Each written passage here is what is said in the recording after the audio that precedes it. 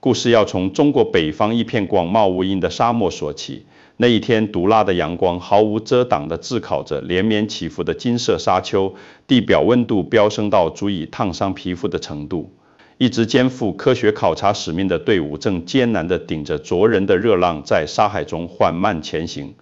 队员们的脸颊都被晒得通红，汗水浸透了厚重的考察服，每走一步都要耗费极大的体力。突然，走在队伍最前方的队长猛地停下了脚步，他眯起眼睛凝视着前方，随即伸出手指着远处，语气中满是惊讶地高声喊道：“快看，那不是兔子吗？”大家纷纷顺着他手指的方向望去，只见几只皮毛呈灰白相间的兔子正敏捷地从沙地边缘稀疏的草丛中窜出。它们迈着轻快的步伐，灵巧地跳跃着奔向远方，很快就消失在沙丘的阴影之中。队员们全都目瞪口呆地站在原地，脸上写满了难以置信的神情。要知道，在这片被认为寸草不生的沙漠里，连最耐旱的沙棘都难以存活，怎么会有兔子这种需要植被生存的动物出没呢？正当他们沉浸在巨大的疑惑之中时，更令人惊奇的一幕出现在了眼前。只见前方不远处的洼地中竟然波光粼粼，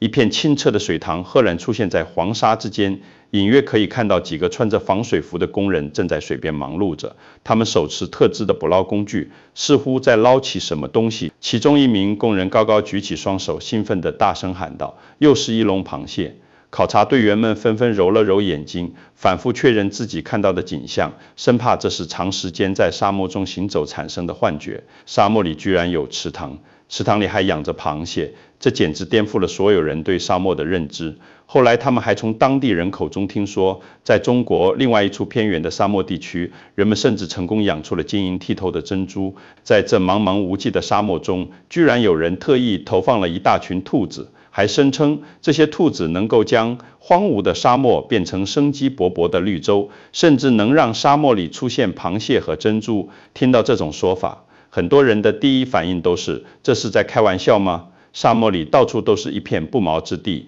别说种树种草这种需要充足水分和肥沃土壤的事情难以实现，就算真的放兔子进去，难道是准备让兔子吃沙子生存吗？更离谱的是，螃蟹和珍珠这两种听起来完全属于海洋或淡水湖泊的东西，怎么可能跑到干旱的沙漠里来呢？难道真的存在能够变沙为水的魔法吗？别着急，让我们一步步揭开这个沙漠奇迹背后的真相。中国的西部和北部地区分布着大片的沙漠，一提到沙漠，大家脑海中可能会立刻浮现出黄沙漫天、寸草不生的荒凉景象。在这些地区，白天的温度常常高达40°C以上，滚烫的沙子仿佛要将一切融化，而到了夜晚，气温又会急剧下降到0度以下，昼夜温差极大，环境极其恶劣。沙尘暴更是这里的常客。每年春天，当北风呼啸而过时，大量的沙尘被卷向空中，形成遮天蔽日的沙暴，不仅影响沙漠周边地区的生态环境，还让不少内陆城市深受其害。就拿首都北京来说，每年春季都有可能遭遇沙尘暴袭击，原本整洁的城市瞬间被黄沙笼罩，空气质量急剧下降，满城都是呛人的尘土。网友们调侃说，北京城从首都变成了普堵。据相关数据统计，中国沙漠化土地面积高达260多万平方公里，这个数字相当于整个新疆维吾尔自治区的面积，着实令人惊叹。沙漠化常常被人们称为地球的癌症，因为它会像恶性肿瘤一样不断扩大范围，无情地吞噬原本肥沃的良田和人们赖以生存的家园，给生态环境和人类生活带来巨大威胁。面对如此肆虐的风沙，人们自然想到了要治理沙漠。可是，在那种缺水、缺土、生态环境极其脆弱的地方，种树种草谈何容易？过去很多治沙工程投入了巨大的人力、物力和财力，最终也只能在广阔的沙海中点缀出星星点点的绿色。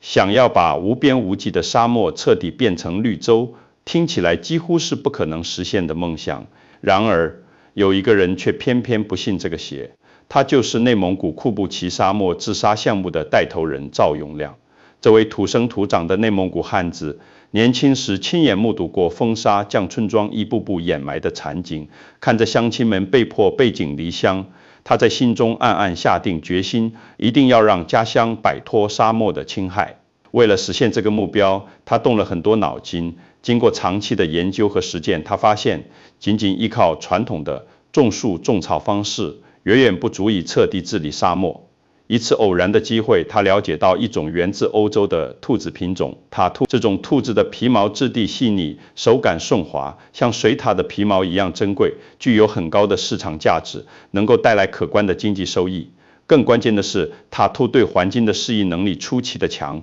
无论是炎热干旱还是寒冷干燥的气候，它都能顽强生存。赵永亮灵机一动，心想何不把塔兔引进沙漠，让兔子在沙漠安家落户呢？这样既可以发展养殖产业，为当地带来经济收入，又能通过兔子的活动和粪便改善沙漠土壤，可谓一举两得。这个想法一提出，周围的人都觉得他是在说梦话，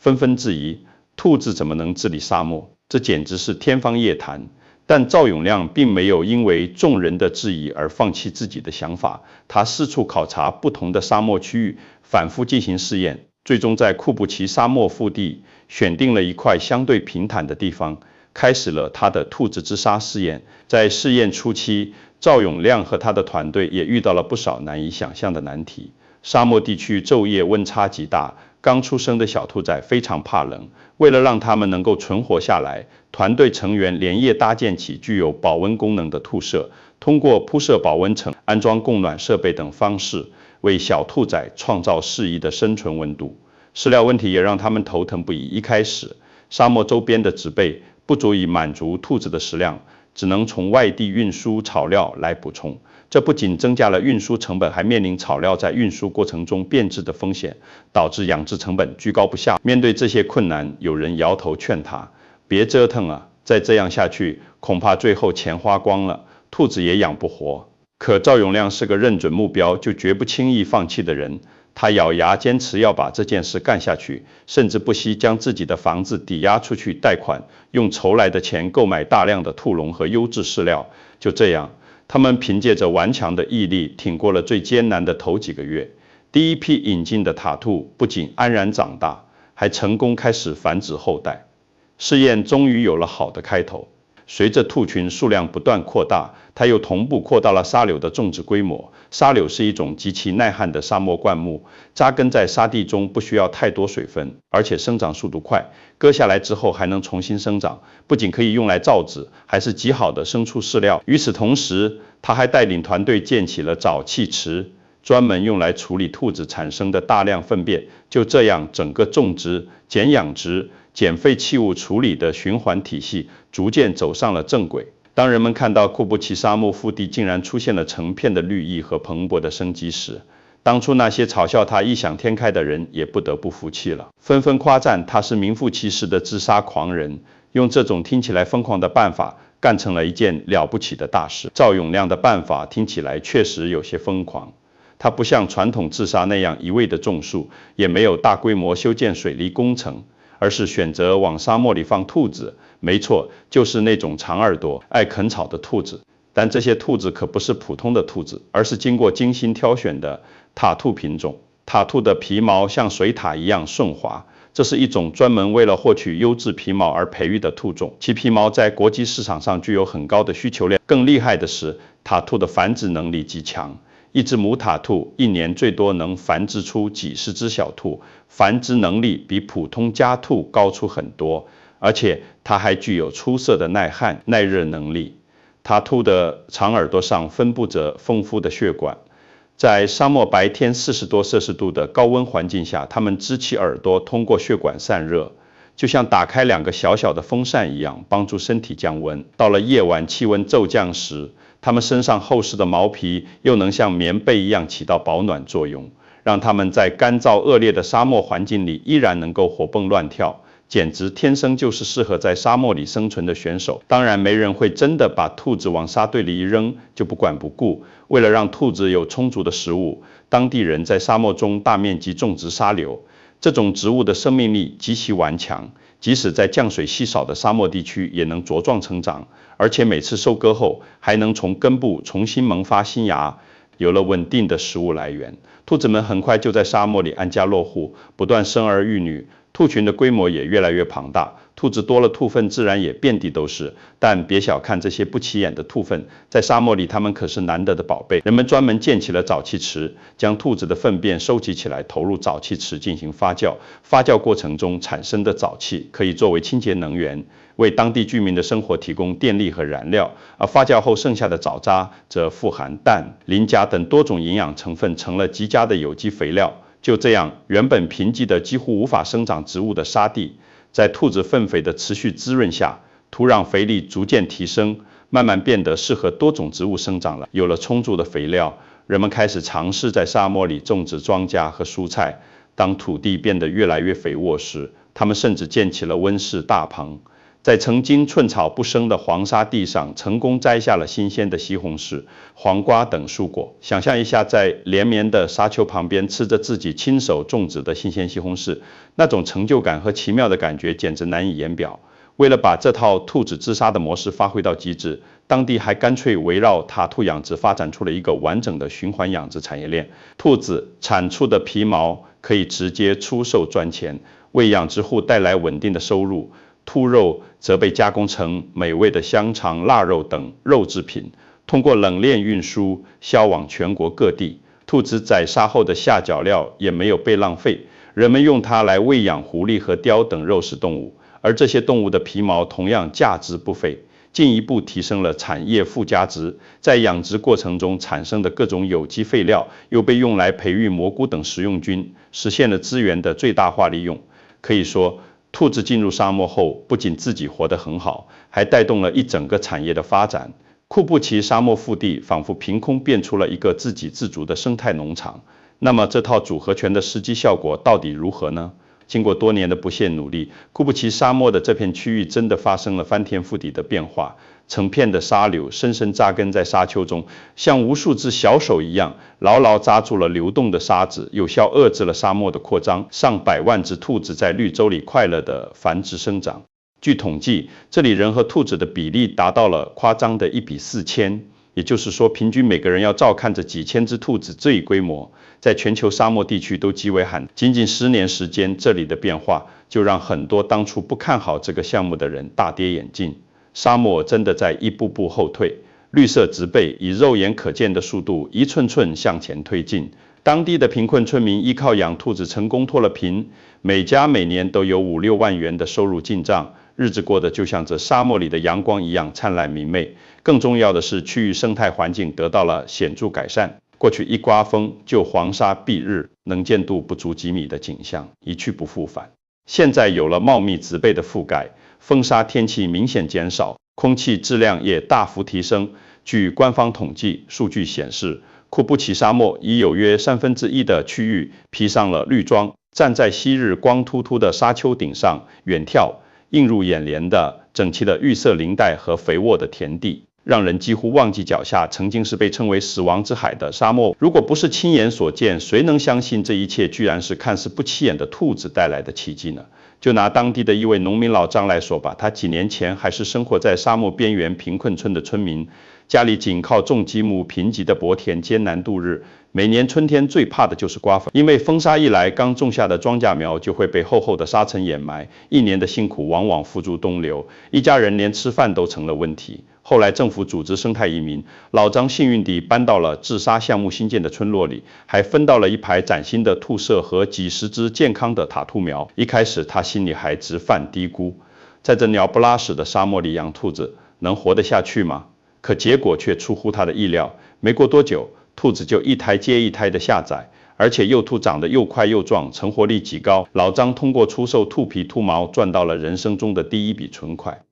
他还把晒干的兔粪当作燃料，省下了买煤的钱。同时他用发酵后的沼渣当肥料种了几茬蔬菜，收成非常不错。如今的老张家不仅盖起了宽敞明亮的小砖房，院子里还开辟出了绿油油的菜地，餐桌上经常摆着自家种植的西红柿、辣椒等新鲜蔬果。他逢人就乐呵呵地说，还是养兔子好，是兔子给咱带来了这么好的光景。看着老张的巨大变化，不少乡亲也纷纷加入了养兔大军。整个村子从前穷得叮当响，家家户户连像样的家具都没有，现在则是家家户户兔笼叠成山，人人脸上都洋溢着挡不住的笑容。和以往单纯依靠植树造林的自杀方式相比，这种兔子自杀模式可以说是别开生面，极具创新性。过去在沙漠里种树，面临着诸多难题。首先是树苗成活率低，沙漠地区水资源匮乏，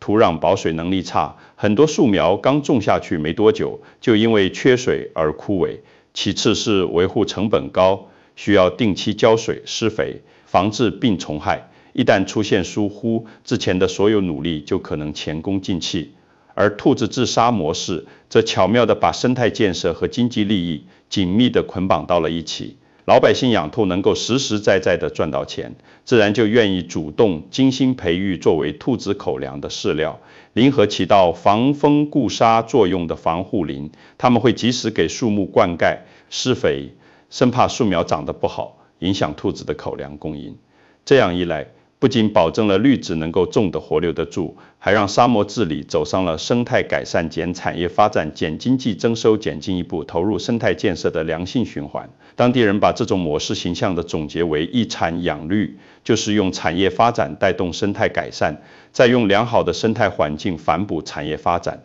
真正做到了既让老百姓增收致富，又实现了沙漠治理的目标。事实证明，治理生态环境不能完全撇开人的因素，只有让参与治理的人们获得看得见摸得着的实际好处，他们才会有持续参与的动力，这样建成的绿洲才能持久地维持下去。随着沙漠地区植被的不断增多，曾经因为环境恶劣而消失的野生动物也悄悄回到了这片土地。沙鼠在松软的沙地上打洞安家，它们灵活地穿梭在草丛之间，寻找着食物。小蜥蜴趴在温暖的石头上晒太阳，享受着难得的惬意时光。各种各样的鸟儿开始在茂密的灌木上筑巢、唱歌，清脆的鸟鸣为沙漠增添了几分生机。偶尔人们还能看到野生的兔子从远处跑来，在人工绿洲的边缘探头探脑，仿佛对这些人工养殖的外来亲戚充满了好奇。当夜晚降临时，过去只有呼啸风声的沙漠里，如今还会传来阵阵清脆的蛙鸣。谁能想到，喜欢湿润环境的青蛙居然也能在曾经干旱的沙漠里唱起歌来呢？这些新出现的小生命，让沙漠绿洲变得更加富有生机和活力，也证明了这里的生态环境已经得到了极大的改善。说到这里，大家可能也猜到开头提到的螃蟹和珍珠是怎么回事了。其实这是在中国另外一些沙漠地区出现的新鲜事，比如在新疆的塔克拉玛干沙漠，科研人员和当地居民通过不懈努力，找到了地下蕴藏的咸水资源，并以此为基础建起了现代化的水产养殖场。大虾等多种水产技术人员通过特殊的水质处理工艺，将沙漠里富含矿物质的咸水进行淡化调配，使其各项指标变得和海水差不多，为螃蟹等海洋生物创造了适宜的生存环境，让它们能够在沙漠的水塘里舒舒服服地长大。到了收获季节，一笼笼肥美的螃蟹从沙漠水塘里被打捞上来，这些螃蟹个个挥舞着粗壮的大钳子，肉质肥美异常，完全看不出是在沙漠里长大的。这样的场面让人直呼不可思议，而更加让人瞠目的是，沙漠里养出珍珠的奇迹。原来科研团队在沙漠中挖掘出了人工湖，引入经过处理的咸水，并模拟海洋的水温、盐度、水流等环境条件，投放了200万只珍珠贝苗进行饲养。令人惊喜的是，这些贝壳里真的孕育出了圆润光泽的珍珠。每隔一段时间，技术人员就会小心翼翼地打开贝壳，查看珠粒的生长情况。每当看到晶莹圆润的珍珠在贝壳里渐渐成型时，大家都激动万分。由于沙漠地区远离工业污染，水质纯净，环境优越，这些沙漠珍珠的品质据说还能媲美沿海地区产出的优质珍珠。当沙漠里养出珍珠的新闻见报时，许多人都怀疑自己是不是在看科幻小说，难以相信这一奇迹真的能够实现。当然，沙漠里出现螃蟹和珍珠并不是什么玄幻的魔法，而是人类善加利用自然资源和先进科技的结果。简单来说，就是在沙漠里通过科学规划和技术创新，造出了人造绿洲和人造海洋环境，有了充足的水源和绿色植被。沙漠不再是一片毫无生机的死地，自然就可以养活各种动植物。所谓沙漠里长出螃蟹、产出珍珠，并不是兔子一拍手就能变出来的，而是中国治沙工作者们脑洞大开，凭借着智慧和勇气，硬是在别人看来不可能的地方创造了可能。其实，沙漠养螃蟹和珍珠的背后，也有着一段充满传奇色彩的故事。在塔克拉玛干沙漠南缘的新疆且末县，有一个名为沙漠海的海鲜养殖基地，正在这片黄沙漫天的土地上创造着令人瞩目的奇迹。项目负责人陈家珍原本是沿海地区经验丰富的水产专家，他怀揣着挑战不可能的决心，不远千里来到这大漠深处，就是为了尝试用盐碱水养殖海蟹，孕育珍珠。起初很多人都质疑他这是异想天开，毕竟在大家的传统认知里，沙漠和海鲜养殖完全是风马牛不相及的两件事。但陈家珍并没有被这些质疑声所动摇，他带领团队不断钻研、反复试验。随着一笼笼肥硕的螃蟹被捞出水面，一颗颗圆润的珍珠从贝壳中取出，所有曾经的质疑都化作了一声声惊叹。如今这个基地每年能够出产10多吨品质上乘的螃蟹，还有大量品质上佳的沙漠珍珠供应市场。当地一些原本以放牧为生的维吾尔族牧民也纷纷加入到这个基地打工，在这里他们学到了全新的养殖技术，收入比过去翻了好几倍，生活水平得到了极大的提升。就这样，又一个荒漠变宝藏的动人故事在我国西部边陲精彩上演。这件事传到国外后，也引起了不小的轰动。要知道，在澳大利亚，兔子可是困扰了他们长达100多年的大麻烦。19世纪末，有几个欧洲移民出于好奇或者其他原因，带了20来只兔子去到澳洲。没想到这些兔子在澳洲广袤的土地上没有遇到天敌的制约，再加上当地适宜的气候和丰富的草场资源，它们便开始疯狂繁殖。短短几十年间，兔子的数量就呈几何级数增长，变成了上亿只的庞大兔群。这些兔子如同蝗虫过境一般，把大片大片的草场啃得一干二净，导致当地生态严重失衡，农场主们损失惨重，畜牧业遭受了沉重打击。为了控制野兔的数量，澳洲人想尽了各种办法，甚至耗费巨大的人力物力，修建了一道长达几千公里的篱笆墙，试图阻拦兔子的扩散，还在兔子身上投放病毒，希望通过疾病来减少兔子数量，可谓是绞尽了脑汁。然而，这些兔子凭借着顽强的生命力，依然活蹦乱跳，成为了澳洲生态环境的一场噩梦，至今都让澳洲人头疼不已。正因如此，当澳洲的网友听说中国人居然主动在沙漠里养兔子，而且还把沙漠治理得绿意盎然，并且借此让当地百姓发家致富时，个个都瞠目结舌。他们中有人感叹道：中国人居然把我们避之不及的灾星变成了治理沙漠的功臣，这简直太不可思议了。还有人调侃说，如果当年澳洲也敢再像中国这样在沙漠里养兔子，或许他们早就把兔子带来的灾难变成了绿色奇迹了呢。顺便说说，很多人可能会担心，兔子在沙漠里满地跑，会不会也像在澳洲那样泛滥成灾呢？其实，为了避免这种情况发生，项目团队早就采取了有效的防范措施。他们在绿洲周边安装了坚固的防护围栏，圈定出治理试验区，以此来确保兔子的活动范围不超出可控区域。一方面，兔子在围栏内的草地、树丛间可以自在地觅食，繁衍不用担心迷失在茫茫沙海之中，能够在相对安全稳定的环境里健康成长。另一方面，防护围栏也能够防止兔子跑到尚未治理的沙漠地区去啃食那些原本就稀少的植被，避免对周边生态造成破坏。从目前的实际情况来看，这些措施相当有效，兔群在试验区内安居乐业，对周边的生态环境并没有造成负面影响。当然，把沙漠变成绿洲，绝不是拍脑袋想出来一个办法就能一劳永逸的这样大规模的生态工程。要想长期取得成功，还需要进行细致的管理以及持续的投入。首先是水的问题，沙漠里水资源极其宝贵，无论是养兔子还是种植植被，都离不开水源的支撑。如果过度开采地下水，很可能会导致地下水位下降，进而引发一系列性的生态问题，比如周边植被因缺水而死亡，土地沙化加剧等等。所以很多治沙项目都在想方设法的节约用水，例如采用先进的滴灌技术，通过精准地将水一滴一滴地输送到植物根部，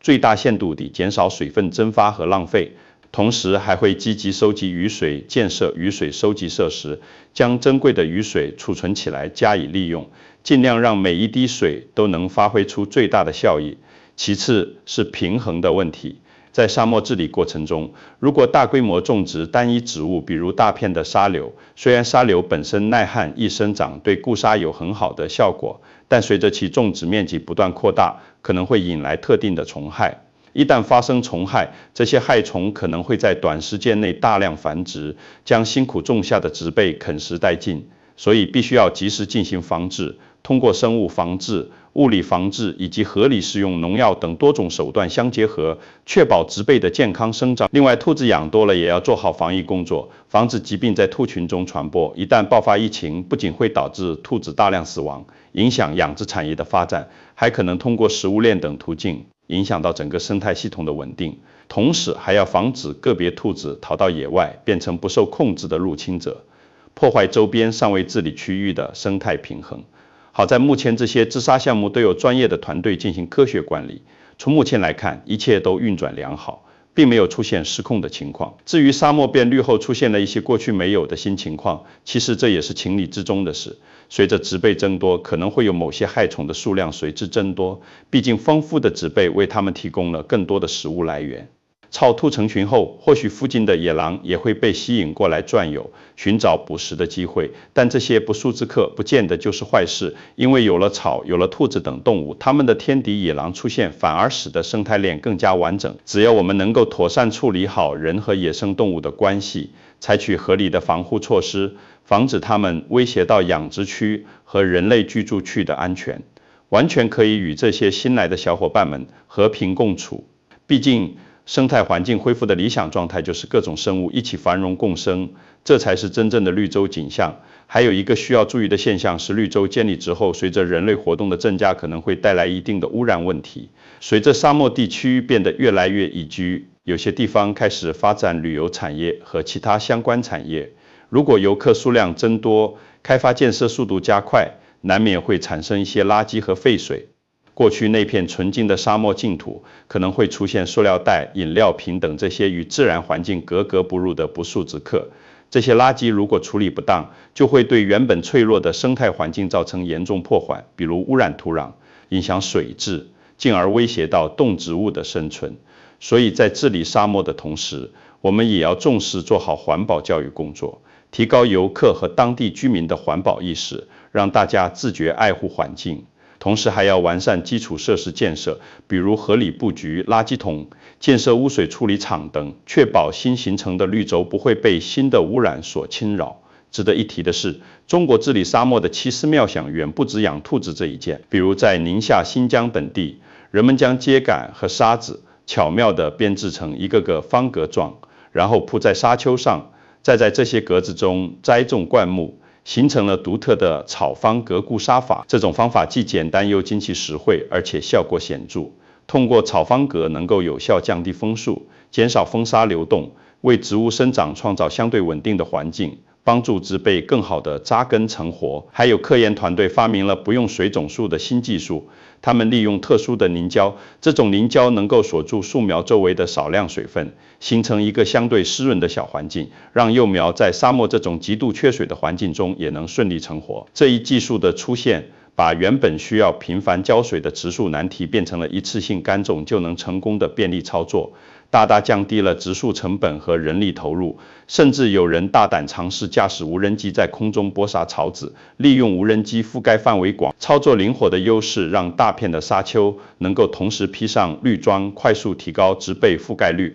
这些治理沙漠的创举各有千秋，他们的共同点都是运用聪明的办法解决了常规手段难以克服的问题。相比之下，兔子治沙算是其中最接地气也最有趣的一种了。总而言之，兔子治沙的核心奥义就是让动物和植物之间形成一种互相成就、相辅相成的关系，共同对抗沙漠的侵袭。兔子以沙漠中种植的沙柳等植物为食，它们在吃草的过程中，通过粪便等方式为土壤补充养分，让土壤变得更加肥沃。肥沃的土壤又反过来滋养植物生长得更加茂盛，就这样形成了一个循环往复、生生不息的生态系统。而人类在这个过程中巧妙地扮演了这个系统的导演角色，通过引导和管理，让整个系统有序运转。同时，有了可观的经济收益作为鼓励，大家更是齐心协力的种树、养兔。在这种良性循环下，黄沙也不得不节节败退，沙漠面积逐渐缩小，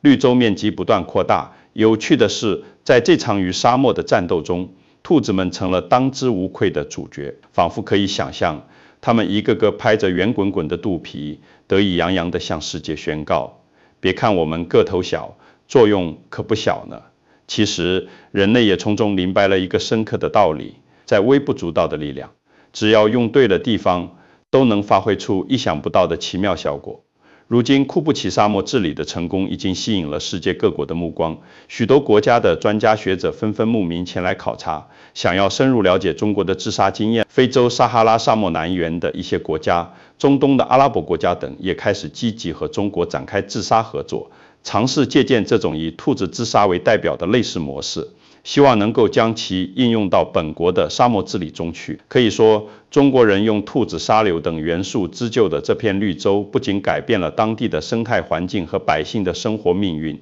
也为全球荒漠化治理提供了全新的思路和宝贵的借鉴经验。将来我们或许会在更多的沙漠里看到这样的奇迹不断上演，让荒漠不再意味着绝望，而是在人类智慧的引领下，成为孕育希望的一片热土。值得一提的是，沙漠治理不仅对当地有着深远的影响，对全球环境也有着积极的作用。大片的植树造林活动可以吸收大量的二氧化碳，这对于减缓全球气候变暖的趋势有着重要意义。同时，植被增多能够有效减少沙尘暴的发生频率和强度，改善大气环境质量，降低空气污染程度，让天空变得更加湛蓝。有人形象地说，治沙也是在为地球降温，为天空洗尘啊。这些努力也汇入了中国更为宏大的绿色工程之中。自上世纪70年代起，中国启动了著名的山北防护林计划，旨在北方荒漠与半荒漠地区筑起一道横贯东西的绿色长城，阻挡风沙南下，保护内陆地区的生态环境和人民生活。如今，这条绿色长城正在不断的延伸拓展，而兔子治沙这样充满创新的举措，无疑为其增添了一抹别样的奇妙色彩。沙漠在退缩，绿洲在扩大，人类与荒漠之间这场漫长而艰难的斗争，终于看到了胜利的曙光。如今，在中国的沙漠画卷上，正展现出前所未有的奇景。白天，兔子在沙漠绿洲的草丛中蹦蹦跳跳，它们活泼的身影遍布在黄沙间开辟出的牧场上，仿佛是这片绿色世界里灵动的音符。夜晚，兔群安静地栖息在月光下的沙丘边，在柔和的月色映照下，构成了一幅宁静而美好的剪影。在沙漠的另一隅，清澈的人工湖中，波光粼粼，一只只肥硕的螃蟹悄悄探出水面，吐出一串串晶莹的泡泡，好奇地张望着这个对他们来说略显陌生的世界。湖底珍珠贝孕育着珍珠，把一粒粒平凡的沙子慢慢孕育成璀璨夺目的珍珠，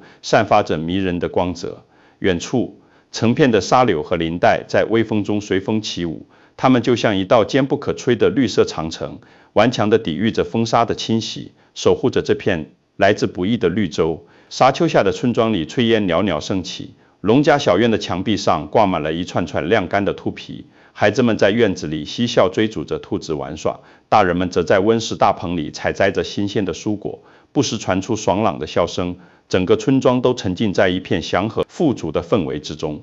这一切在几年前简直是无法想象的画面，如今却实实在在地发生了。故事讲到这里，当初在沙漠里那群亲眼目睹兔子和螃蟹奇观的考察队员们，想必也早已明白了其中的奥秘。沙漠绿洲不再是遥不可及的神话，而是实实在在的人造奇迹。正如这片土地教给我们的道理，没有治理不了的沙漠，只有不够大胆的想法和不够实感的勇气。只要我们敢想敢干，再荒芜的荒原也能变成美丽的花园。正应了那句老话，世上无难事，只要肯登攀。曾经不可一世、肆意扩张的沙漠，终究还是败在了人类的智慧和坚持不懈的努力之下。当然，这样的奇迹背后离不开一代又一代治沙人的无私奉献。从埋头钻研的科研人员到辛勤劳作的普通农民，大家都头顶烈日，迎着风沙，在这片荒原上挥洒着自己的汗水。有人几十年如一日地扎根在沙漠中，把自己的青春和热血都奉献给了这片土地，只为了让沙漠能够重现生机。正因为有他们前赴后继的努力，昔日那无情的荒漠才变得充满温情，有了生命的色彩。每一株在沙漠中顽强生长的小草，每一片逐渐扩大的绿洲，都凝结着他们的心血和付出。让我们向所有为绿色事业而奋斗的人致以最崇高的敬意。沙漠很大，但人类的脑洞更大。只要方向正确，黄沙也能绽放出绚丽的花朵，创造出令人惊叹的奇迹。